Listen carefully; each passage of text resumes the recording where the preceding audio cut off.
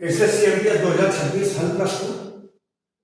पहला प्रश्न है, यदि किसी संख्या का 25% 60 है तो उस संख्या का 40% क्या होगा। हल करेंगे हम।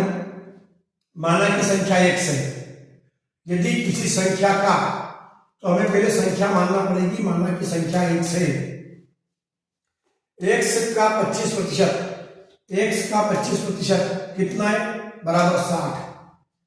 x गुणित का मतलब गुणित 25% में 25/100, 25% का मतलब 25/100। अब हम क्या करेंगे, x का मान ज्ञात करना है, तो ये इसका मान कर देंगे 60 गुणित 100/25, 25 से कम 25, 25 चौक 100, 6 चौक 24, 240। अभी 240 जो आया है वो पूछ रहा है तो उस संख्या का 40% करना। ये 240 जो आया है, अतः 240 का 40%, तो 240 का मतलब गुणित 40%, 40/100, 1 0 से 1 0, 1 0 से 1 0, 24 चौक 96, अर्थात उस संख्या का 40% 96 होगा। चलिए अगला प्रश्न देखते हैं हम।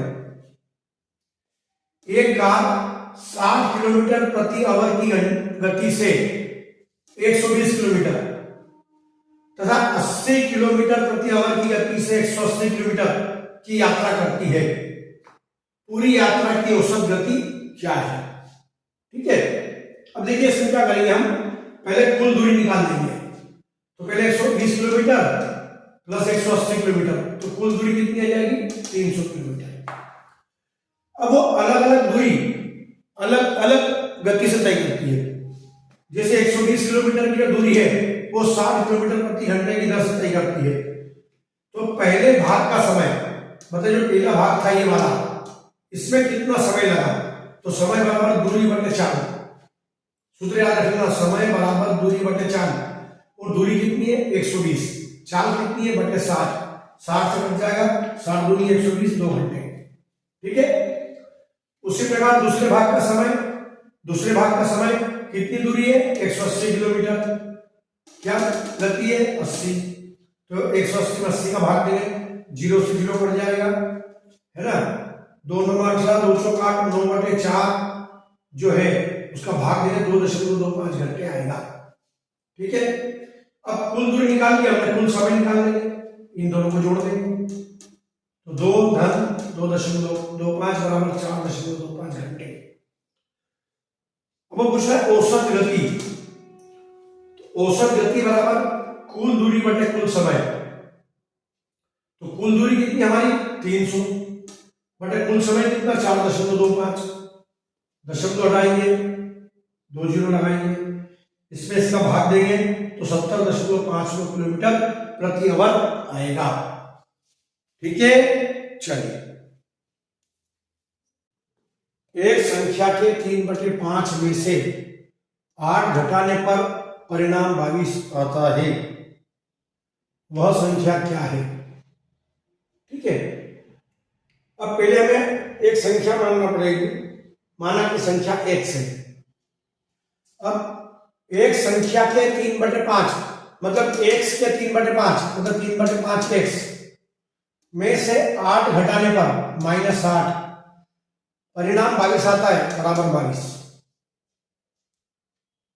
ठीक है, तो 3/5x बराबर 22 -4 बराबर के उधर गए, धन के 8 मतलब 30 हो जाएंगे। इस 5 का होना बटे वाले का 30 में होना होगा, तो 30 गुणित 5 बटे में 3 आ जाएगा।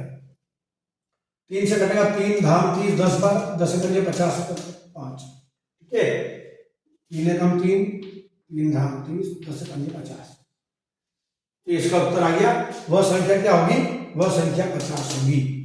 ठीक है, चलिए अगला प्रश्न। एक घन का आयतन 343 सेंटीमीटर क्यूब है, उस घन की भुजा सेंटीमीटर में क्या है। ठीक है, घन है, उसका आयतन दिया हुआ है, तो उसकी भुजा ज्ञात करना है। एक बात ध्यान रखना, घन की सभी भुजाएं एक समान होती है। ठीक है, तो माना कि घन की भुजा a सेंटीमीटर है। अब दिया क्या उसने, घन का आयतन बराबर 343। तो घन के आयतन का सूत्र क्या हमारा, ए क्यूब, लंबाई गुणित चौड़ाई की ऊंचाई, है ना। तो घन का आयतन बराबर ए क्यूब बराबर 343 जो है वो 7 गुणित 7 गुणित 7, इसके फैक्टर निकाल लेंगे हम, तो 7 की घात 3 आता है। तो ये भी घात 3, ये भी घात 3। जब घात 3 घात घात बराबर होती है तो आधार बराबर हो जाता है ए बराबर 7, अर्थात घन की भुजा ए बराबर 7 सेंटीमीटर। चाहे 3 से 3 निकाल सकते हो या क्यूब रूट निकाल सकते हो, मतलब ए बराबर आपका कितना आएगा, 7 सेंटीमीटर। ठीक है, चलिए मिलते हैं नेक्स्ट वीडियो में अपन फिर।